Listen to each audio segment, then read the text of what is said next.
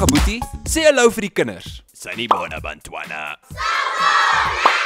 Vandag leer ons hoe om vinnig en stadig in 'n sin te gebruik. Is julle reg? Ja! Om te sê ek loop vinnig in isiZulu is ngihamba ngokushesha.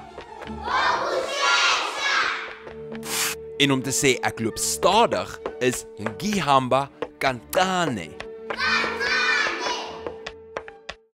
Okay, stop vir 'n sekond. Laat ek vinnig verduidelik. So ngiyahamba beteken ek loop, maar vir hierdie sin gaan ons die ja uithaal en net sê ngihamba. Ons maak dit 'n bietjie korter. Ukushesha beteken om vinnig te wees. Maar ons moet ook nga insit. En wanneer nga saamkom met ukushesha, word dit ngokushesha. Ngihamba ngokushesha. Kyk gou-gou na hierdie voorbeeld. Om te sê ek hardloop vinnig in isiZulu is ngigijima ngokushesha. En om te sê ek hardloop stadig is ngigijima kancane. Okay, laat ek nog 'n bietjie verduidelik. Ngiyagijima beteken ek hardloop.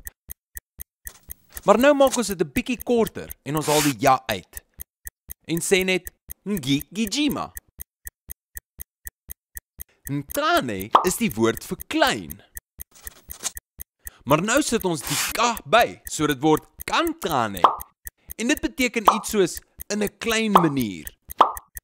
Ek hardloop in 'n klein manier, ek hardloop stadig. Ngigijima kancane. Kyk gou-gou na hierdie voorbeeld. Om te sê ek eet vinnig in isiZulu is ngidla ngokushesha. En om te sê ek eet stadig is ngidla kancane.